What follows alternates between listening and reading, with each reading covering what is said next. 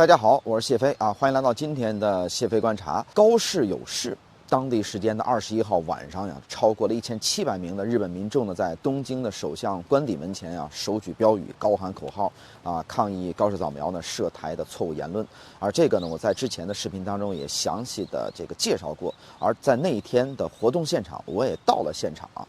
在特朗普2.0的美国政府呢，已经逐步减少对东亚事务干预的这么个情形之下，日本又为何反而成为了出头鸟？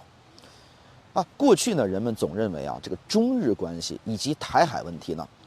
这个本质上还是中美问题。那从目前来看，那明显是美国并没有兴趣在东亚地区摄入太多，可是呢，中日依然有此情形。那这又是怎么一回事呢？好，在今天这期节目当中我就给出一个不同的视角来进行观察。应该说自2战结束以来呢，东亚地区的问题呢，从来就没有得到彻底的解决。美国呢，在东亚地区呢势力巨大的时候，包括了像朝鲜半岛包括日本还有中国台湾，都是美国用来对付中国大陆的筹码和棋子。所以呢，当美国呢在这种东亚强势的时候呢，包括中日之间的问题、台海问题的背后，说白了，那都是中美的问题但是呢，当美国的影响力逐渐式微曾经的这种东亚权力结构那就被打破了，各方的主体性那就会超过美国单方面的影响力。我们要承认这个美国在全球的影响力是日渐衰弱在东亚地区尤其如此。而日本呢，那也是有足够的自主性的，否则就会错误地认为日本所有的行为那都是美国给下的命令，而非出自日本政治体系的自主选择。那么长期以来呢，有一种观点认为日本呢是一个2战被美国打服的国家，同时呢认为日本这个民族是一个慕强的民族。但是呢，实际上日本虽然战败，但在战后呢，迅速将这种军事上的战败的颓势转为努力在经济上来争取战胜美国，这也是当时日本国内的口号。所以说呢，日本当时有一个通产省的奇迹。通产省是日本战后经济腾飞的核心政府的机构全称为通商产业省，主导了产业合理化运动通过这种财政补贴税收优惠等手段呢，在重点扶持汽车、电子等这种战略产业。它的独特之处就在于建立了这种政企联盟通过扶持大企业加普惠中小企业的这种双轨制，使得日本经济在上个世纪得以快速的崛起。那尤其是汽车产业的这种金字塔式的供应链的结构，90%的零部件由中小企业配套生产，正是通产省制度设计的一个产物。而通产省当中又有大量产经出身的政客，那都是当年未遭清算的2战战犯。在战后呢，日本重建过程当中是快速获得了政治高位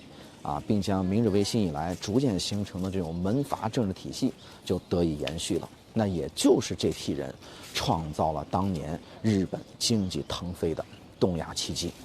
那这个通产省奇迹实际上就是在军事上战败的那些日本战犯们导演了一场对美国经济上的一个胜利当然了这也最终导致了后来的这个日美之间就爆发了大规模的贸易战嘛，就是谁超过美国，美国都用贸易战来给你这个碾压，对吧？无论是对日本还是后来对德国都是如此。那有人问了，既然日本人骨子里他是不服的，但是现实来看，为什么日本对美国我们感觉几乎是言听计从的呢？那这里边不得不就说到一本书山冈庄八的他的巨著叫做《德川家康》。我不知道大家听说过这本书没有因为这本书在日本应该说是影响力巨大，也极具代表性。它几乎呢是一部能把这种日本民族性格为什么是如此这般给讲得明明白白的政治教科书。书中将这个德川家康忍人所不能忍的这种极致谋略奉为圭臬，其杜鹃不啼，待其啼这个哲学深刻揭示了日本文化当中将隐忍给工具化，就是为达目的不择手段，不达目的誓不罢休，为达目的可无限折服的这种战略思维。因为德川家康呢是这个羸弱之姿啊，进入战国乱世啊，历经织田信长、丰臣秀吉等等强人，硬生生靠数十年的隐忍和谋略，最终开创了这个德川幕府的这个时代性的人物啊。那么德川家康的年轻时候的这种境况呀，与日本战后的这种社会环境那具有很强烈的相似性。长期的隐忍和坚定的目标，影响了一代昭和人。那我说这个的意思啊，就是我们看二战结束直到现在，日本所表现出来的对这种美国的这种臣服和言听计从，到底是真情实意，还是虚情假意呢？那我们就不得而知了哈。那这会不会是一直在蛰伏，在等待时机呢？其实应该说呀，此前呢不是没有过4级反扑，那只不过呢是不是表现在军事层面。上世纪70年代开始啊，就日本呢期盼能在这个经济上去战胜美国嘛，并且呢在80年代开始呢，就不断的通过收购美国的那些知名的企业和去买下美国那些标志性的建筑来证明自己赢了。只不过呢，最终呢又被美国给摁趴下了。我想呢，这里边呢有2个原因。第一个呢是日本它毕竟体量太小了。它的经济呢蹿升至世界第2呢，已经是一个了不起的成就了。但是你想吃掉美国这个，尤其是在那个年代这个是一家独大的这种庞然大物，那真是有点人心不足蛇吞象了。第2个什么呢？就是当美国意识到这一切之后，立马通过美日贸易战，将日本是一夜打回解放前了。那我们看今天的日本，正是由于美国自身的影响力在下降嘛。就是过去的那个大哥，他有点罩不住了心有余而力不足了。再加上确实呢也是有自身的一些考量对日本的极右翼的势力的压制也开始放松了。那这股势力呢也就开始复活。在自民党内部呢，无论是哪个派系，都将所谓的国家正常化那作为自己追求的目标。好，那什么是国家正常化呢？我们具象一点来表述，那就是修改宪法，对军事松绑，实现军事指挥权自主化和国家战略的自主化。那么呢，在日本的历史上呢，不是没有过追求这种军事指挥权自主化，